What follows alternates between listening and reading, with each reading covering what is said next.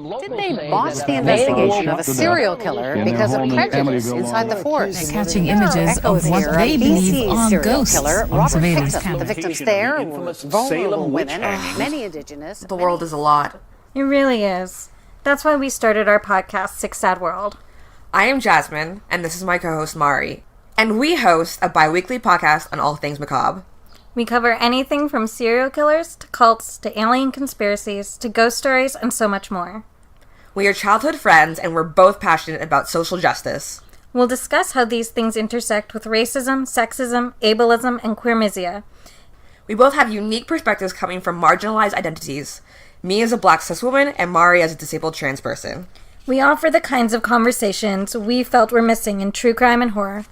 And we're hoping you'll join the conversation too. So check out Sick Sad World. You can find us on iTunes, SoundCloud, and pretty much wherever you can find your podcasts. Mommy, this circular content that is not suitable for kids like me. Hi, Diana. Let's do this shit.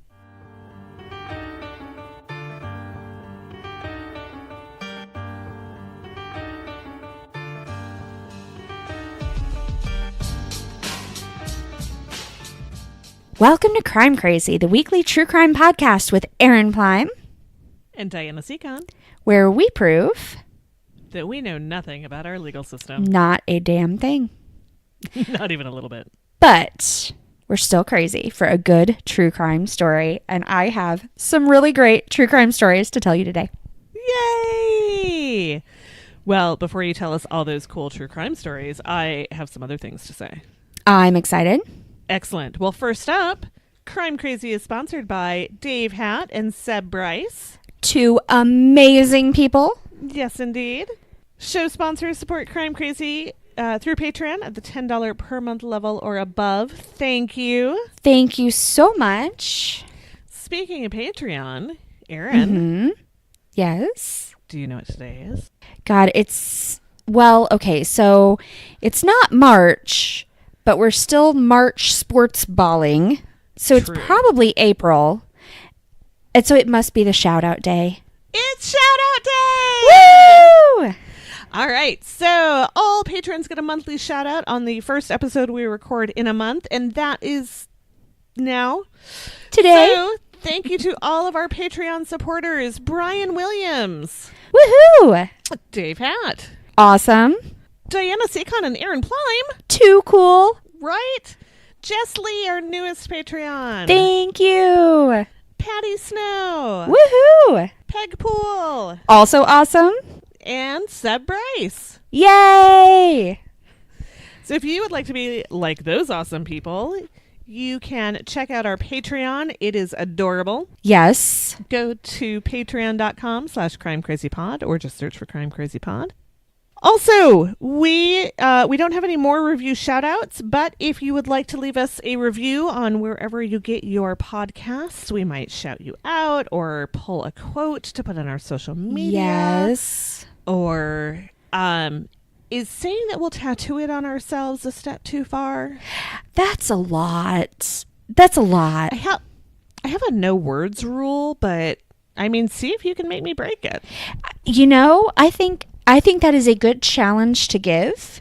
Like, there may be a dollar amount that would make me reconsider. Maybe. But Maybe. you know, that's sort of like saying there may be a dollar amount at which I would sell my body for sex, which I'm not sure there is. There's definitely. All right, guys. So Diana's going to be on next week's episode, and it's going to be uncomfortable as anything. I don't like the way this conversation is going, and I think we should get back to pot. I don't even know how the hell we got here. I don't either. But I do want you to know that you can follow Crime Crazy on all the social medias at Crime Crazy Pod, or visit our website at crimecrazypodcast.com. Although we have exciting news coming up about the website. We have exciting news coming up about all things, not to like tease. Although we should point out that we once before teased some exciting news that then did not happen. But this one is going to happen because it's within our control. All right. So I've been listening to podcasts. I thought I had not. I've also been listening to podcasts. Hooray. We are such good podcasters. Yay, us. Yay. Can I tell you about mine? Yes. Okay, I'm just going to butt in and go first. I have to find my Google Doc. Okay, here we go. So I listened to another podcast by one of the lady pod squatters. Mm-hmm. When you say it like that, it sounds like pod squatters. Like we are like we're squatting on squatting the pods. on pods. Anyway, so actually this is two. There were two female hosts. And so it is called Make It Modern podcast. And the premise is it's two girls, Kelsey and Ashley. I didn't write it down, so I'm fairly certain that's their names.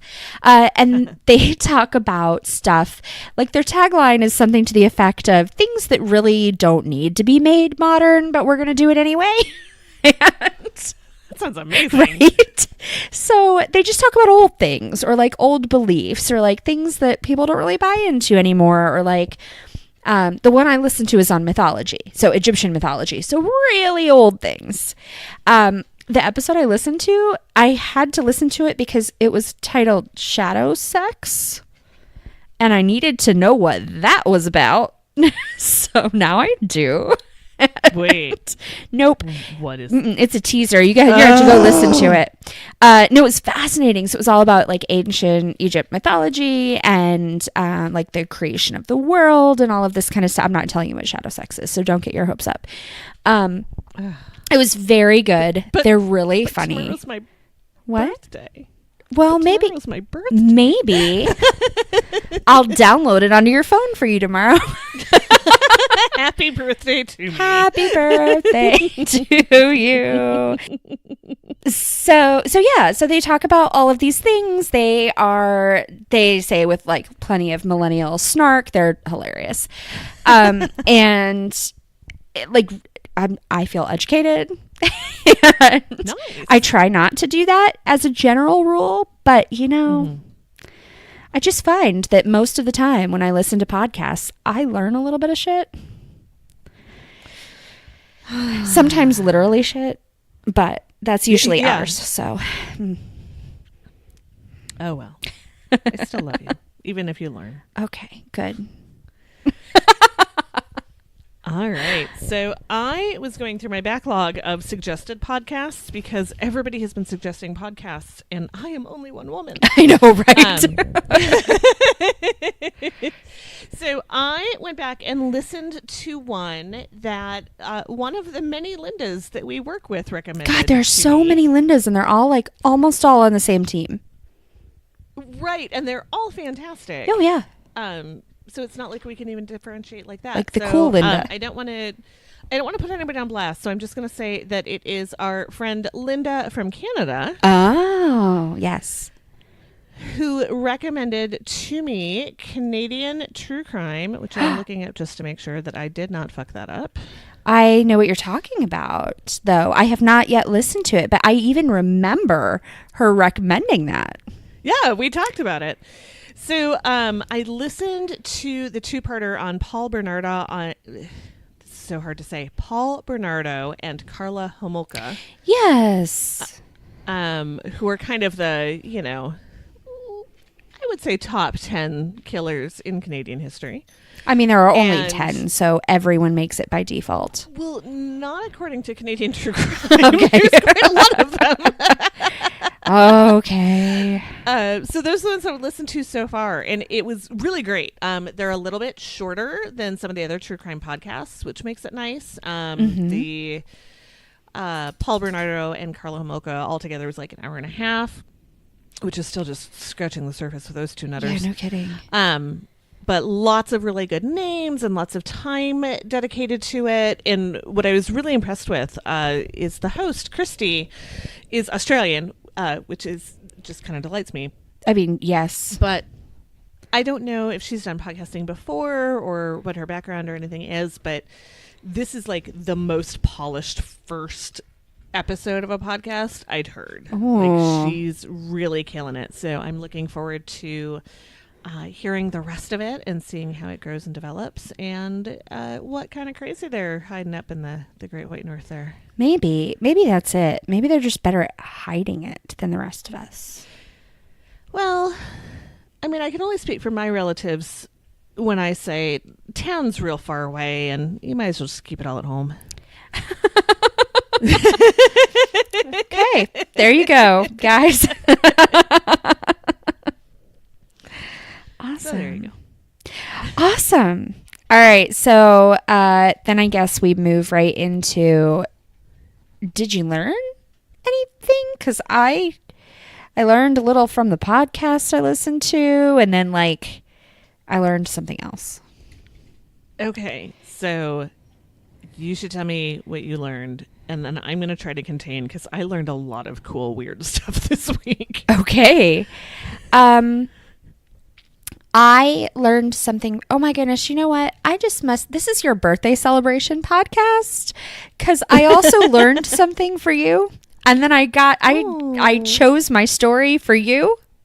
You're welcome. No, I did. I learned something because last week I wasn't on the podcast for the first time ever. I know, it was weird. And guys, I didn't edit the podcast for the first time ever. That's true. I've never done it by myself before. Nope. Nobody else has. I am the only one who has ever done it for every episode. So now you all know that I am to blame for the shitty editing job that gets done every week. Except for the last one. Except That one's on for me. last week. That's Diana's. No, it was great. So you guys were hold on. Lila. I'm going to ask David to come get his fucking dog. Stop crying at the door. Come show Diana your pathetic face. Come here. Look. Let me look at your pathetic face. Whoops. That is the ceiling. Oh man, she's so shaggy. So shaggy. All of those S's are hard to say in a row. Apparently. They have haircut appointments in like 3 weeks, a long time. Oh my God. Do I need to bring over my clippers? It's bad here. Like they all look like that. Anyway. Okay. So when you guys were podcasting and I finally got around to listening to it, like 2 days after it came out, I feel like that's okay. Or when I finished it, you had been talking about fish kill. Yes. And you were like, I should look that up. And I thought, nah, I got it. So I looked it up. I totally forgot I was going to do Yes. Well, I didn't. So I have some information for you. There are a couple different meanings of fish kill. So sometimes there's like an event that is called a fish kill where there's like an algal bloom or something and a bunch of fish die. And that's a big event and they call it. But where I think yours was coming from is that kill, but it's spelled either K-I-L or K-I-L-L-E, and it's Dutch. Okay. So I could be pronouncing it wrong. Like it might be keel or I don't know. I don't know how. Right. I don't know anything about Dutch. But it is a word that basically means like riverbed or water channel or creek. So a kill is a body of water. It's usually a creek, but it could also be like a river or like not a bay necessarily, but like a little bay or like an inlet. And it could have tides, but usually it describes like a freshwater creek. Or if you were in Virginia, a creek. A crick, yeah. Yeah. So it makes total sense. Didn't have anything to do with murdering fish. Okay. It was spelled in the murdery way. It is. That's probably just been over time perverted into. Yeah. Because now kill is like an English word to describe, but it came from the Dutch word, which just meant river or riverbed or. And that makes sense because this was in New York, which had a heavy Dutch settlement. There you go. So makes perfect sense. You guys were talking about it and I was like, no, I know this.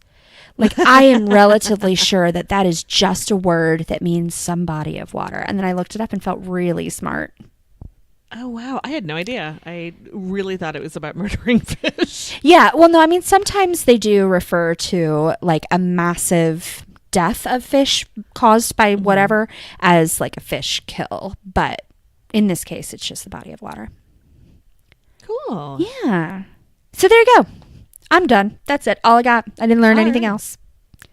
All right. But you learned a lot. I learned so many things, and one of them is that Mongolian death metal is amazing, and you should all go check it out.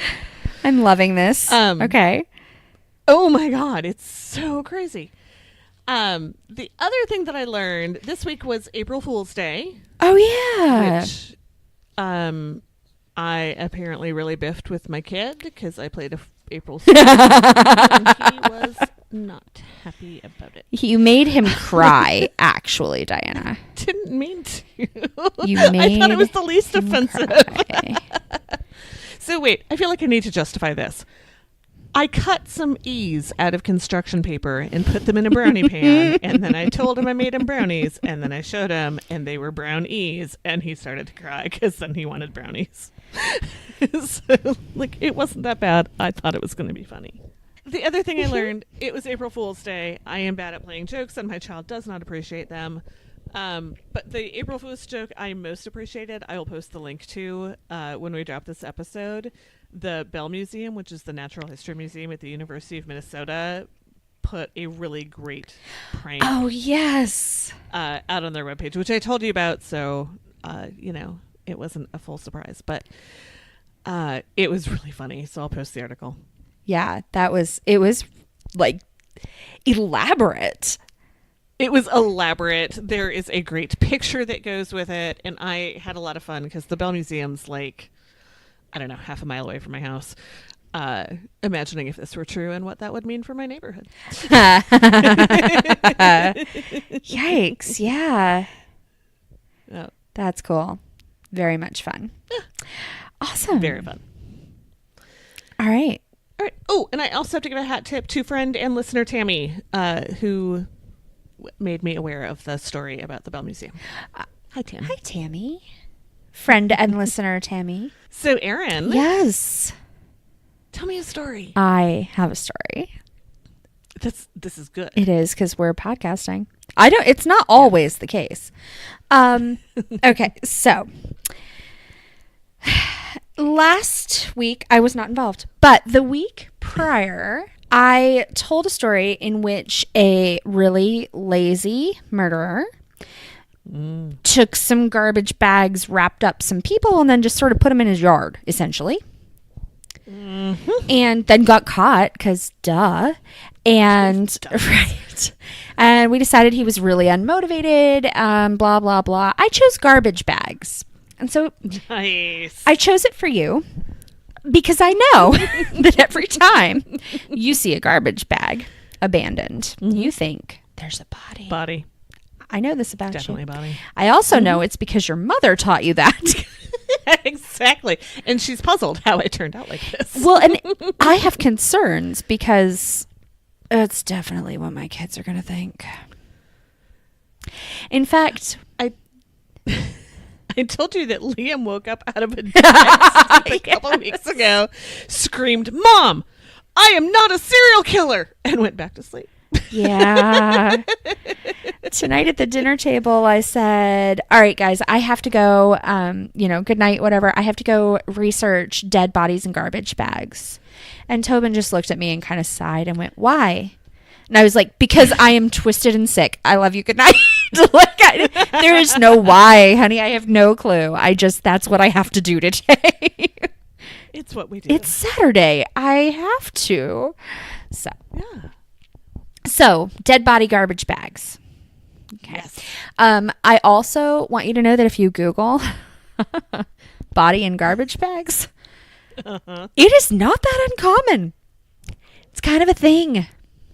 Well, I feel like if you've got a big mess to get rid of, a Garbage bag. cinch top black garbage bag is the way to go. Apparently it is. Although it seems and like you gotta you got to fork out for the force flex. Oh, 100%. You got to get the good ones. And You can't not get the cheap scented ones. or unscented. Like, just go with the ones that don't mention smell. Yeah, you don't want to get a migraine while you're disposing of the dead body. Oh my God. That's something I've learned this month. Ugh. Yeah, no kidding. That's fucking stupid. Okay, so there was a girl. Just the one. And her name was, and I'm going to, her first name was Danielle. I can totally say Danielle. But her last name, I believe, is Marzeka. Marzejka.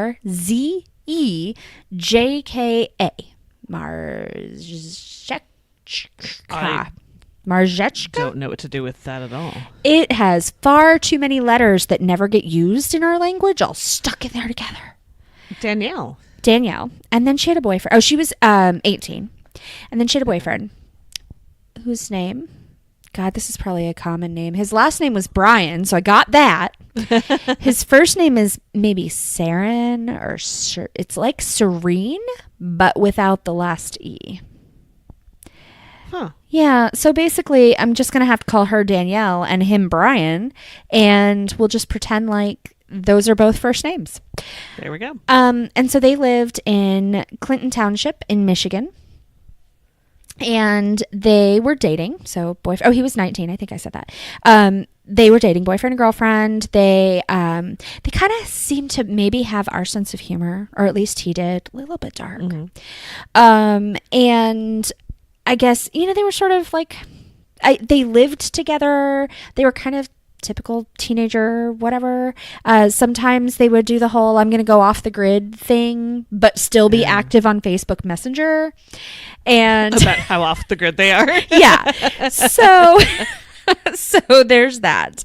And I guess sometimes he would make some kind of like dark jokes or whatever. So they went off the grid, but then were gone for like 4 days and just totally gone. They were not online. They were not at the house. Friends and family didn't see them. I guess at some point the family went in and like looked at their stuff, and she had not taken clothes. She had not taken her cell phone charger. She had not taken her insulin with her. Her mother had died like previously, not recently, and right. had left her jewelry, and she hadn't taken any of that. And so it was just like, things, it wasn't right. They were definitely missing. So the Sunday night after they disappeared in the evening, they were all sort of sitting around, the brother, Kevin, and then his girlfriend, and then his dad, whose name was Robert. And he also has another brother named Robert. So the family is Danielle, Kevin, Robert, and then the dad is also Robert. And they're all like hanging out at the table, and Kevin is really concerned.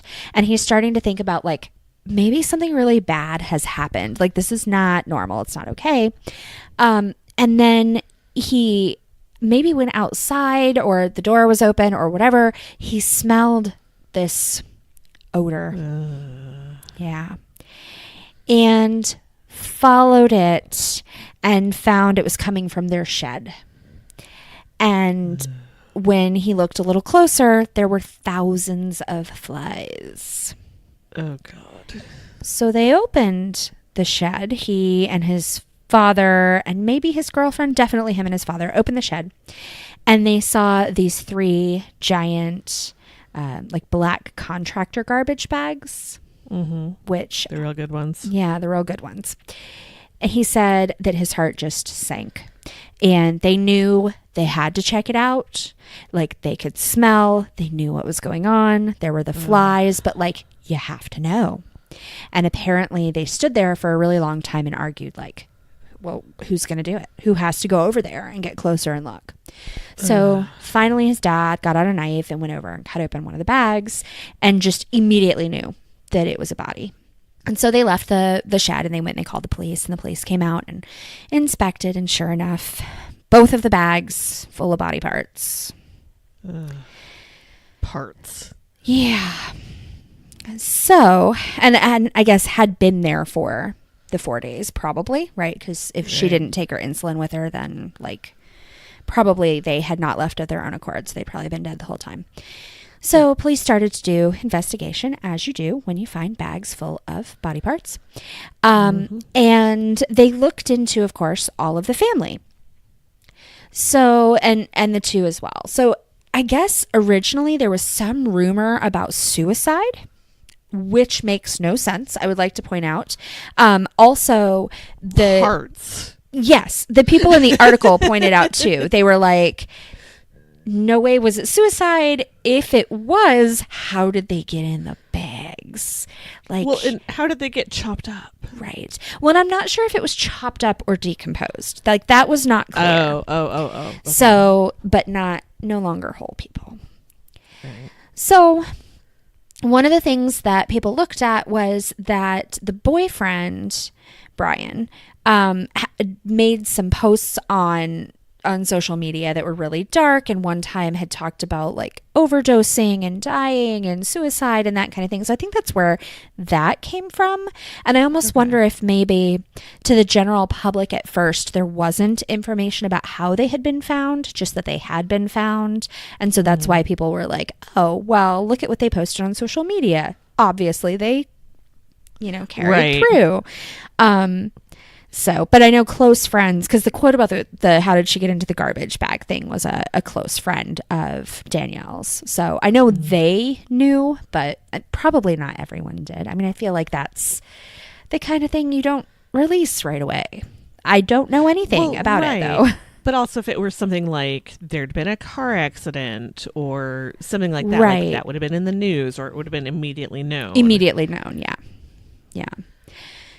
So autopsies were done, and they found that they had been bludgeoned to death with a hammer, asphyxiated, there we go, with black duct tape, like wrapped around their heads.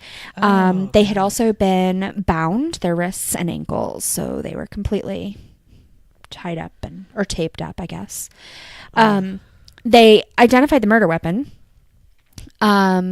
which was a Husky 27-ounce hammer. Husky being the brand, and not like because it was a 27-ounce hammer, it was Husky. Just to be clear, to the 23-inch slim hammer. Slim, right? 23 ounce, right? Slim and sexy.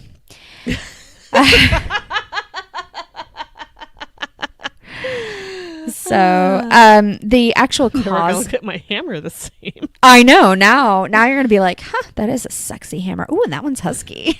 That one's just like a little over the top. I don't know. So the cause of death for both was asphyxiation, and the blunt force head trauma was probably more like to immobilize them.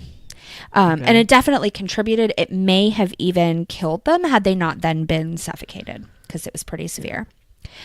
So they had the hammer. The hammer was there with the bodies, which is how they had identified it so quickly, and knew how much it weighed. I think this is I bet that's a 28 ouncer there. Right. Like, looking at the dent in this head, that's only on bones. So they tested the blood that was on the hammer, because there was plenty, and both blood samples were present. There was a lot of blood.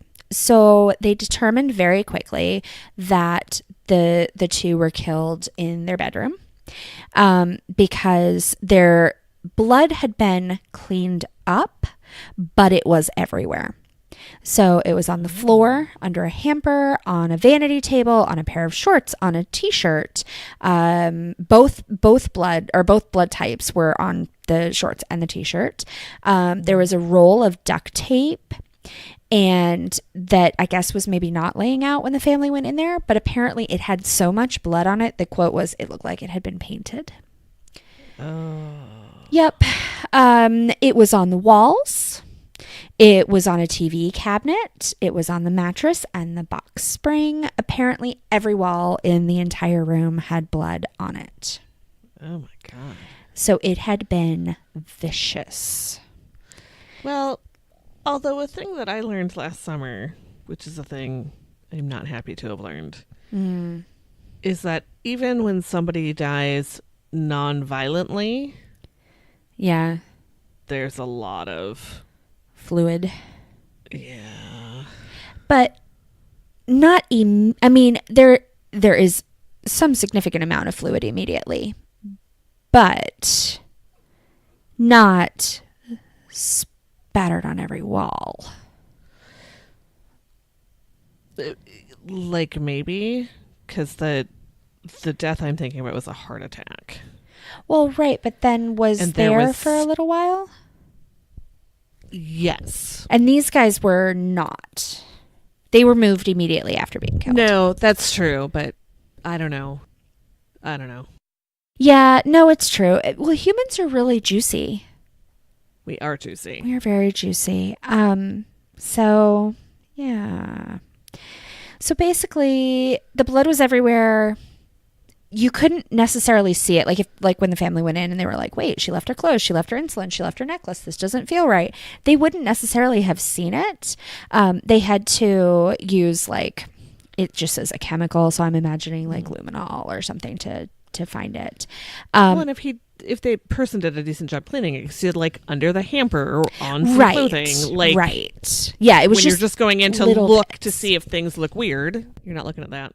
I would be interested to just luminol a space that I inhabit and see how much, I mean, it wouldn't be like murder significant, obviously, because I am not murdered, but I feel like my blood exists in this room, or especially in the kitchen. Right. And I am a delicate flower, so. Yes. They then started looking into phone records, the police, obviously, and they found out that the brother, Robert, so not the dad, Robert, I feel like that's important.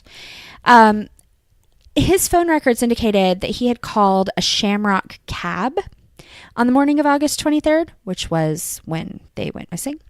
And then he left and then had been gone and never returned.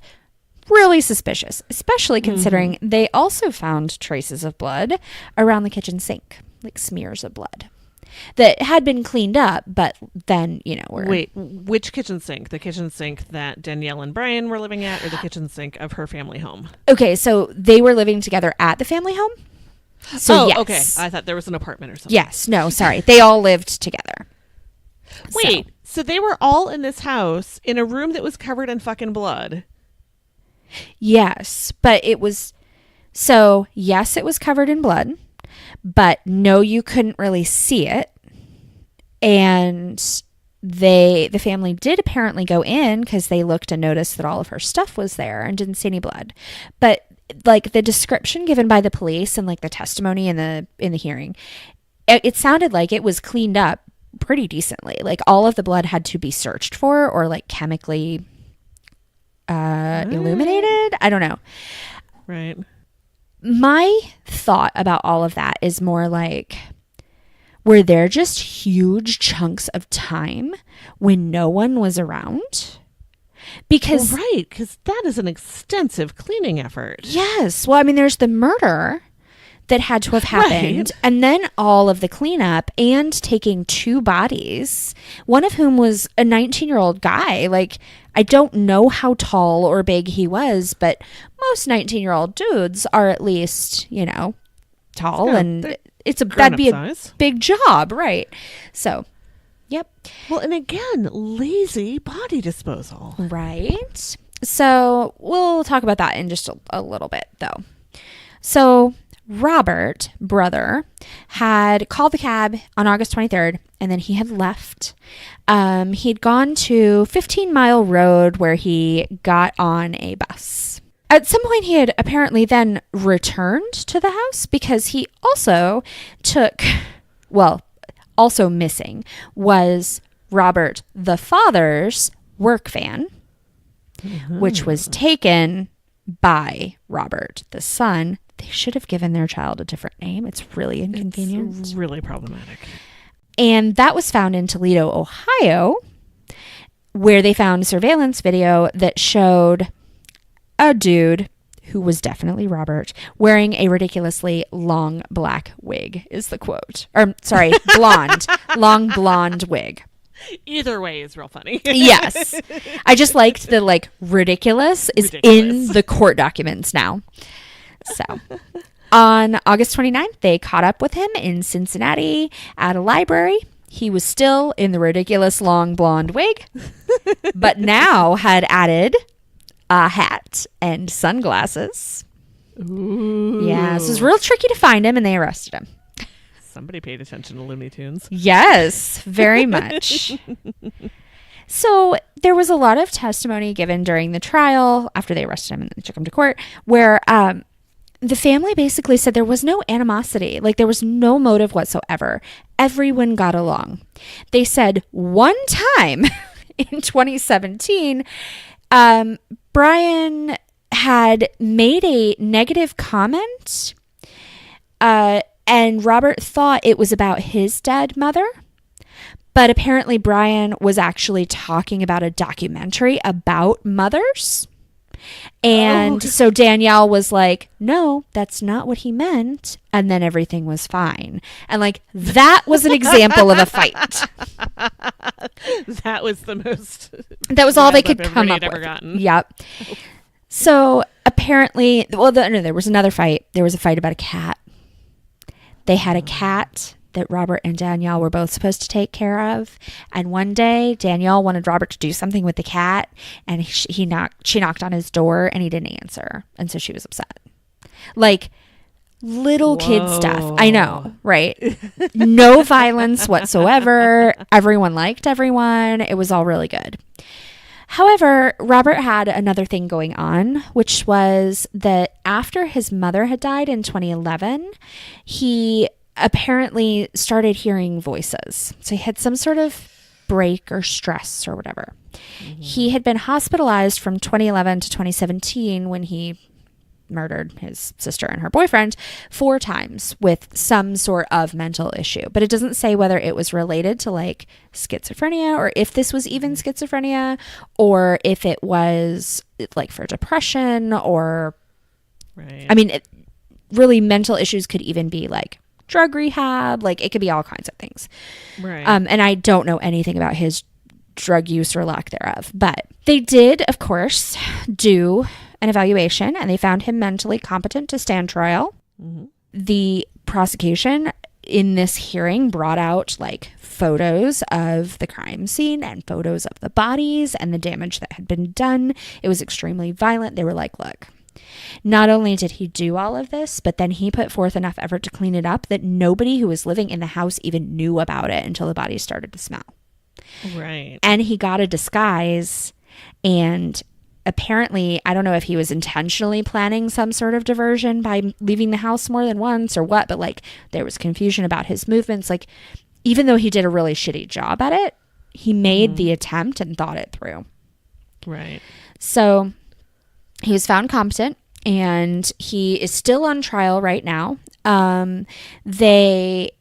The defense attorney says they want an independent psychiatrist to review everything, that when he talks to his client, he's really reluctant to talk about the voices. And so even the defense attorney doesn't know if the voices were telling him to murder the sister and the boyfriend, or if they were just really bothering him, or if he wasn't aware of his actions, or what the deal was. Right. I mean, it is entirely possible that this guy hears voices, but I also know nothing about schizophrenia except what I have pseudo learned from Criminal Minds. And I feel like it also sounds really convenient. I mean, I feel like if I had to just guess and decide how the story goes, I feel like he definitely has some sort of mental illness. I totally 100% buy that. I even buy that led him to commit a crime he might not otherwise have committed. Mm-hmm. However, I hear voices. I don't want to talk about it. I murdered these people, then cleaned up and hid the crime and ran away. Like, I'm sorry, you probably need to go to jail. Yeah. And maybe you need to get some good help while you're there. But yeah, that's not going to happen. Oh no, it's totally not going to happen. But it's not going to happen anyway. But he certainly doesn't need to be back in society. Because it sounds like he was already receiving help. Right. And probably better help than he'll ever get again. Yeah. That's a bummer. Yeah. So the last court date was March 25th. So that is ongoing. And so there isn't an outcome yet, but just sort of based on how all of the articles have read and like all of the court documentation and all that has read, I would imagine that even if they get an independent psychiatrist, which I guess they can, they will, that it probably will not be enough to keep him from having to stand trial and probably ending up in jail. It might be enough for an appeal later to say, hey, well, we had this other expert who said, so we need to look at all of this again. But the judge had already decided, like everybody had already decided, like, no, he's fine. The defense attorney pointed out that since he has been in jail, he's been receiving medication for his mental illness. And he didn't think that that was fair because then, of course, he was calm and mentally competent and blah, blah, blah. Sure. But also, it sounds like he was not normally not calm and normal and competent. Like, if nobody ever suspected he would do this, they knew that he needed help enough to help him or to force him, or I don't know what the hospitalization in the past was about. But it's his family. Like Kevin, the other brother, was the one that was testifying. Well, they fought about the cat, and they fought about him not understanding that, the boyfriend didn't say something mean about mom, and and that was it. And so it doesn't seem like the family is terribly upset with him, but they also never saw it coming. Right. Yeah. Well, and that's a hard one because some people just don't emote outwardly. Yeah. No, it's true. And it sounds like they were all a pretty chill bunch. Yeah. Yeah. I mean, yeah. Yeah, interesting. It's certainly sad. Like, no matter what. I'm just sort of hoping some big twist comes out and we find out that actually, there was this family secret, or there was this incident that had happened, or Robert had been hospitalized because he had killed all the neighborhood dogs and the family's been covering it up. And right. I mean, not that I hope he's killed all the neighborhood dogs, but it just doesn't make sense. And if it really is, he had a mental break and did something so horrible and that's not him, that's awful. Yeah. Anyway, that's my happy story. But I did find a story about bodies in garbage bags. I actually found a bunch of them. I wrote a bunch of them too. I could tell you more. We could do like a whole series of just bodies in garbage bags. My problem was most of the ones that I found were either unsolved or like not concluded, like this one, where, I mean, it's solved, but it's not. He's not in jail. He hasn't been sentenced. We don't know why he did it. Right. So the other one I found, a FedEx worker discovered a body when she was doing her route, like thrown out with the garbage. And I was like, oh, this is the one. But they identified the body and that was it. Like, they haven't gotten any further yet. Oh my God. It wasn't a very good unsatisfying story. I know. But I was like, but that's what Diana's looking for when she's driving. Oh, yeah. Absolutely. Every time there's a bag on the side of the highway. Yeah. Obviously a body. Yeah. And this one was. And it was. So I will say, from all of my considerable research on bodies in plastic bags, that if you find one bag, probably not. But if two bags are taped together end to end, that's a body. Definitely. Or a Christmas tree. I always figure when I see just one bag on the road that it is from when the body was cut up and it's just the one that fell off the truck, not that they were dumped. Because I'm not going down into the ditches or anything. Like, I'm driving past in the car. Well, I mean, or maybe they rolled it all down into the ditch and that one didn't go far enough. Maybe. Because I'm not looking real hard for the garbage bags on the side of the road. It could be just the bloody clothes. It could be. Well, every once in a while you do see like a shoe or a shirt or something that, probably just flew out the window because some asshole was laying his feet out. But do you have a story for me? I do. And in fact, funnily enough, there are a couple of elements that are very similar to the one that you just told. Really? I'm excited. They're not important elements, but they are elements. So what you're saying is I could have done this as my connection story for next week. No, because they're just kind of like incidental elements. Oh, but see, I think that's totally fine. Originally, I tried to find the tiniest detail to connect the two. No, the story you just told to the one I'm about to tell. I know, but There are to a couple of connect connecting details. Right, I was trying to connect my last story to this one by the tiniest thread possible, but then I failed. So instead, There we go. so all right, tell me a story. Right. So last week on Crime Crazy, I talked about the murder of Michael Kinney and the terrible storytelling abilities of the man who kidnapped and killed him, Todd Michael Miller, Yes. in Aberdeen, South Dakota. So obviously, I had to go to the city that Aberdeen was named for our next story. So we're going to Scotland. Woo! Picture it.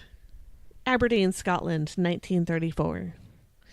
61 Urquhart Road is a great... Oh, yeah, wait till you see how it's spelled.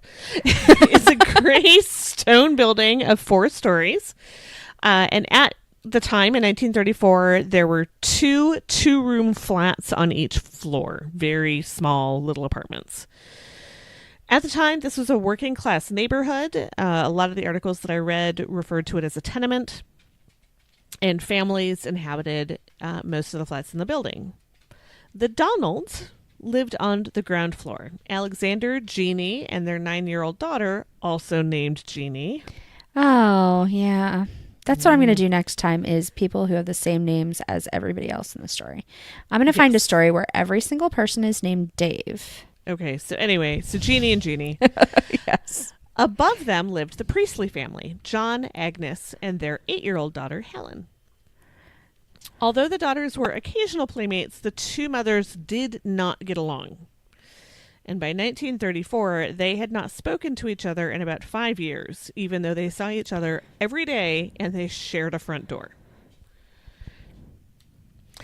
Helen Priestley was described both as a tall, fair-haired girl, fair-haired and bright.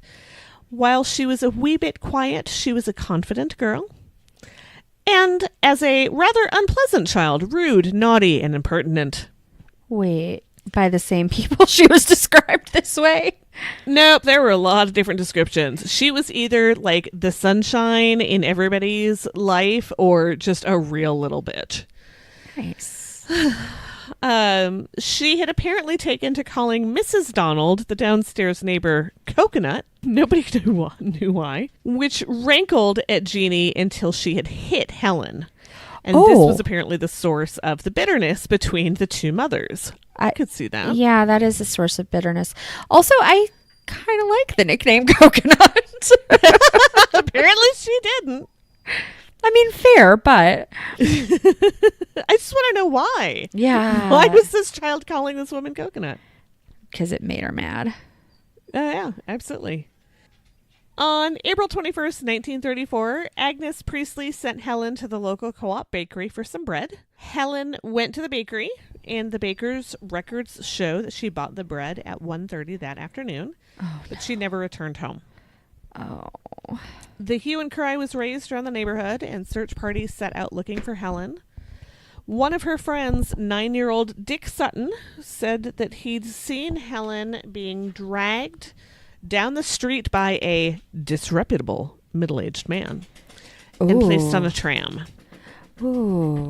The police spread the word. Radio announcements gave descriptions of Helen and her captor, and descriptions were flashed up on the screens of the local cinema.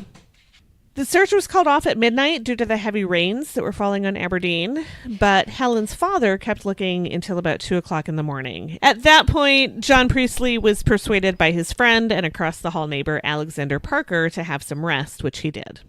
But apparently Alexander couldn't sleep, or he couldn't sleep well, and at about 5, he was up and at him again looking for Helen. He decided to let John sleep, and he went to the downstairs of the building where he found a large blue Hessian bag under the stairs. What's Hessian? I don't have any idea. Is that what I need to look up for next week? No, because I looked it up because I didn't know what it meant. But I asked my mother-in-law when she was over, like, hey, I learned something. Do you know what a Hessian bag is? Yeah. And she's like, well, the Hessians were soldiers. What? Is it like a soldier bag? No. Hessian is burlap. Oh. So I also learned that only in the U.S. and Canada is it called burlap. It's called Hessian bags most other places, except in Jamaica, it's called crocus. Crocus. That is a nice description for a burlap sack. Yes. So he found a large blue Hessian bag under the stairs. And when he opened it, he found Helen Priestley stuffed in the bag, strangled, with her knickers missing, her stockings down, and bruises on her thighs. Oh, no. Her genitals and anal region looked like she'd been raped. Alexander was pretty sure that the bag hadn't been there when he'd looked prior to putting his friend to bed at 2 a.m., which must have meant that the killer brought her back to the building between 2 and 5. However, the bag was completely dry, which meant it hadn't been outside recently because the rain had been so heavy that they'd actually called off the search for her. Oh, right. Now, at this point, the police were still working under the assumption that she'd been kidnapped and put on the trolley by the disreputable-looking man. Right. Why would he bring her back to her home to dump the body? Right. Police had another chat with Dick Sutton, the 9-year-old kid who told them that, and he admitted that he'd made the whole thing up. What a This dick. is why you don't trust 9-year-olds. Or name them Dick. Police had gone on a wild goose chase looking for Helen, but maybe they should have been looking at her home. Yeah. Maybe the killer had never left the building. So attention was turned to the Donalds. Jeannie Donald was known to yell at Helen Priestley for her bad behavior. Helen had been known to torment the Donalds by bullying their little girl, kicking at the front door, and rattling the banister outside of the Donalds' door to annoy them. I have a 9-year-old. That sounds about right. Yeah. She was known to yell at Jeannie Donald in addition to calling her coconut. It was well known that Jeannie Donald did not like Helen, and the Donald family was the only one in the building that had not helped look for her. Oh. The police interviewed the Donalds and looked at the other evidence that was available, such as the blue Hessian bag that Helen was found in. It had been stamped with a Canadian export mark. Examinations revealed a few interesting things. The bag had once contained flour. It contained traces of washed cinders, which was an unusual and out-of-fashion method of cleaning at that time. And it had saucepan marks, indicating that it had been once used as a tablecloth. There weren't a lot of local places that imported flour from Canada, but one of them was a bakery close to Urquhart Road. The owner confirmed that he had received a shipment with those kinds of bags, and he also said that a local customer had come and asked if she could have some of the bags, and he gave her a handful. Okay. Upon questioning, the description of that woman matched Jeannie Donald. Yes. Other hints were coming up too. One of the residents at 61 Urquhart Road said that he'd heard a child scream at about 1:30 the day that Helen disappeared, and a slater working in the alley behind the building had also heard the screams. A slater is a person who puts the slates on the roof. My mother has a slate, or used to have a slate roof, and now she has all the slate. Oh, that's so cool. Right? Yeah. I just had to take a break from your story for a second there. That's okay. Police were beginning to think that Helen had made it back to 61 Urquhart Road, but maybe not up the single flight of stairs to her own flat. So it was time to search the Donalds' flat. And according to the Wattpad article I found on Murderpedia, oh dear, if they didn't find evidence upon evidence that something terrible had happened to Helen Priestley inside those walls. Such as 9 identical blue Hessian bags, the same as the one Helen's body was found in, and they all had the same saucepan marks on them. Okay. Somebody needs a pot holder. Yeah. I don't know Blood- if you're using a bag that somebody gave you as a tablecloth. That's fine. They were poor. Well, right, but like you don't also need a pot holder. Well, I suppose that's true. It was so funny. So I'm going to take a break here because it's going to be a bummer. There is a picture of the apartment that the Donalds lived in, like while they lived there. One of the, I'm guessing, investigative pictures. And it's a two-room flat. You only see the one room, and it's not a big room. But like when you look at it and you're told it's a tenement and they're a working class family and all of these things, like they have this amazing furniture that like I would like in my house. Yeah. It's so interesting what poor looked like then versus what poor looks like now. Right. The things that are, yeah. Well, right. But you know, if you had like furniture, it was what I would consider to be nice furniture because it was like real wooden shit. Whereas now, when you don't have money, you go to Target or Walmart or IKEA, or you have cheap, shitty stuff that doesn't get passed down. I mean, you probably have like Goodwill, like beat up old stuff. Well, right. But like, you know, there was like a really nice break front, and maybe it wasn't, it was a black and white picture from 1934. But that thing had probably been passed down through generations because you could do that. Yeah. The IKEA shit I have in my house will break and I will put it out on the curb and that is it. Yeah. Like, my grandchildren are not going to have it. Yeah. So it's just, it was super interesting. But anyway, so blood of the same blood group as Helen, which was pretty sophisticated for 1934. Yeah. Was found on a packet of soap flakes, a scrubbing brush, and some cleaning cloths. Wow. Sir Sidney Smith, Regius Professor of Forensic Medicine at Edinburgh University, discovered that Helen Priestley had suffered from a rare condition which enlarged her thalamus and caused her to produce an extremely rare bacterium, which also caused her to be prone to fainting. And this bacterium was all over the Donald flat, the floor, the rags, the counters. Wow. I could not figure out what the disease was.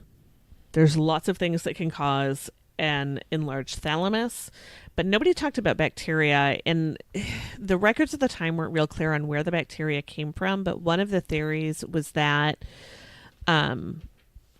whatever happened, and we don't actually know what happened, that she got scared and she threw up and then she passed out. Right. So maybe that was the bacterium, because I don't know that you would necessarily shed enough that somebody in 1934 could figure that out. Could find it, right? Yep. But yeah, that makes sense if she was sick. Well, right, because, you know, Yeah. kids barf a lot. Yeah, they do. Sir Sidney also examined the blue Hessian bag and found dust fibers containing cotton, wool, silk, cat hair, rabbit hair, and some human hair that looked as if it had been badly permed, like Jeannie and Donald's hair had been. It's like shade on top of accusations. Oh, so much. And her hair sucks. And her hair looked like ass.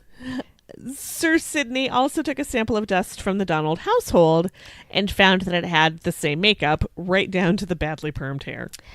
Wow. Alexander Donald was arrested and interviewed, but police were puzzled as to why he'd raped the little girl before murdering her. And the quick answer is he didn't. He didn't rape or murder her. He had a solid alibi. He was a barber, and he was at the barber shop where he worked miles away during the time the murder was suspected to have taken place. God, this is just making me ill. Okay. That left just one suspect, Yeah. Jeannie Donald. Samples of Jeannie's badly permed hair were taken, and it was proved beyond a doubt that it matched the hair in the bag and in the flat. And the police were dumbfounded. Women didn't murder like that. No. Jeannie was arrested, and her trial began on July 16th, 1934, exactly 20 years before my mom was born. Happy birthday, Diana's mom. In 20 years. She pleaded not guilty, but had no witnesses and no alibi. Because she did it. The prosecution relied on 184 witnesses and hundreds of exhibits. So her defense team's defense was simple. Since the little girl had obviously been raped, the motive of the murder was sexual, and Jeannie Donalds was physically incapable of raping a girl, which seems awfully heterocentric of them. I mean, yes, and in 1934. But Sir Sidney had examined Helen's body and found a complete lack of semen, and also didn't think that the bruises on her body had been caused by a rape. He thought that they'd been caused by the shaft of a hammer or a broom handle to make it look like she'd been raped. Oh my God. I don't care what a pain in the ass this child was. Yeah. It's awful. The most damning evidence came from Jeannie Donald's own daughter, Jeannie, who testified that the loaf of bread found in the Donalds' flat, which was the same kind that the Priestleys usually bought, wasn't theirs. Yep. Based upon this and the other forensic evidence, it took the jury 18 minutes to convict her. Wow. The 18 minutes. The judge, Lord Aitchison, had never given a woman the death sentence before, and it brought him to tears. This is widely considered to be one of the first convictions in the world based on forensic evidence. Wow. Jeannie appealed, and she lost, which even she expected. The Lord Provost of Aberdeen, which I guess is kind of like the mayor, received a letter from the Secretary of State ordering that her sentence be commuted to life in prison, which it was. Because you can't put a woman to death? No reason, just you're not doing it. She was a model prisoner, so much so that when her husband was diagnosed with terminal cancer in June of 1944, she was granted compassionate leave to care for him, and when he died, she was allowed to remain free. She took an assumed name, and she died in 1976 at the age of 81, having never spoken of her reasons to murder Helen Priestley. Wow.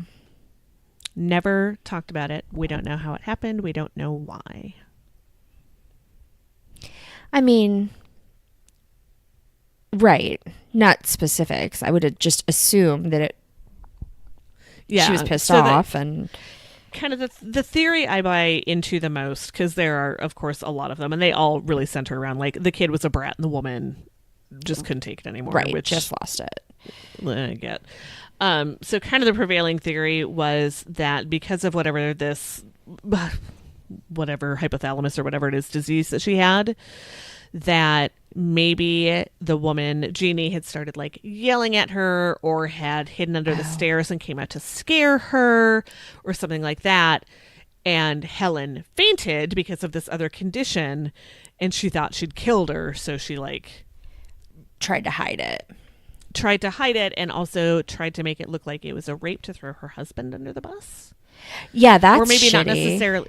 Well, or maybe not necessarily her husband, just a man under the bus, because her husband had a solid alibi, and I'm sure she didn't know that they were gonna be able to take like hair and fiber samples because it was 1934, and that wasn't a thing that anyone did much.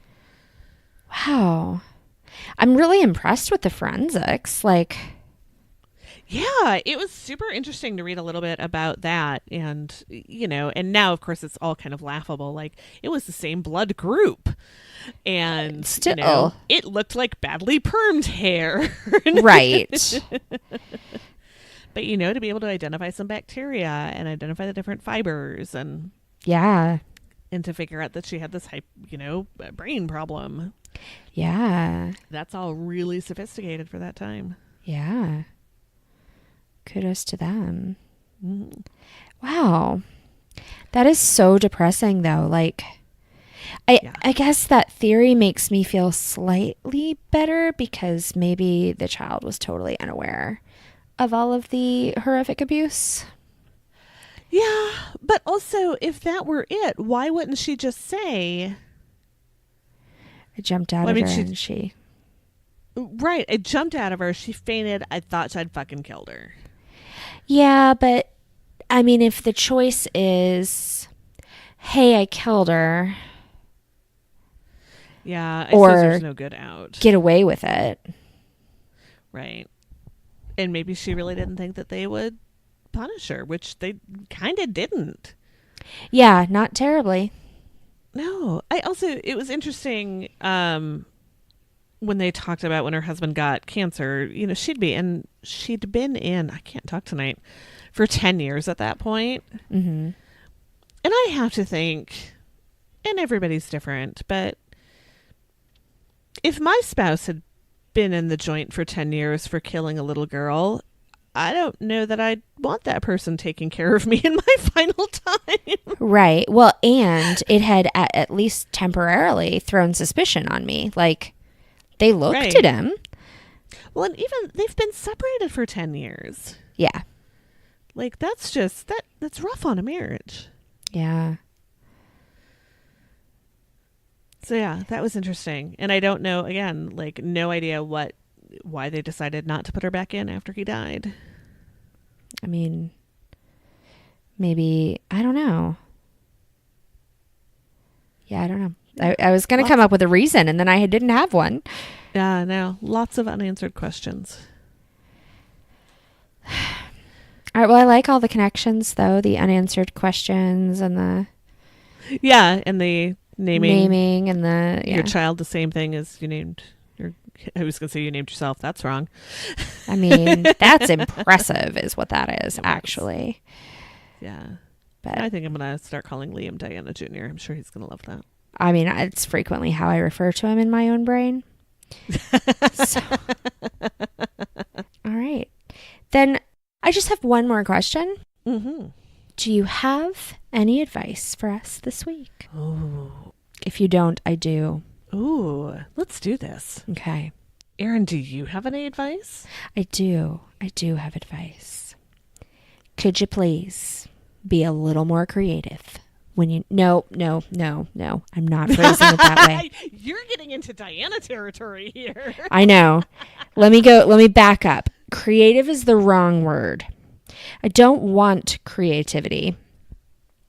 But there are a lot of really good, solid names available.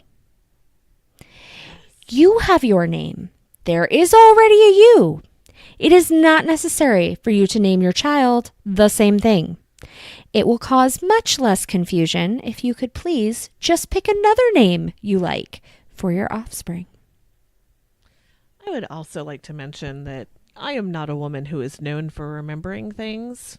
And this may also be a problem for other people, but I promise that with enough repetition, you will remember the different name of your child. Oh, absolutely. Absolutely. And I would even be okay if you wanted to pick names that like resemble each other.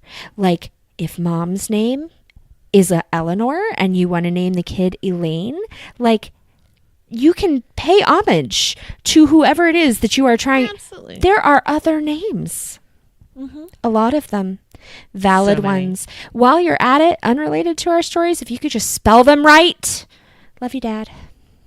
I was going to say Eryn with a Y. But let me tell you, causes a lot of headache. Yeah. Anything else? Call your people. Call your people. And don't end up on next week's episode.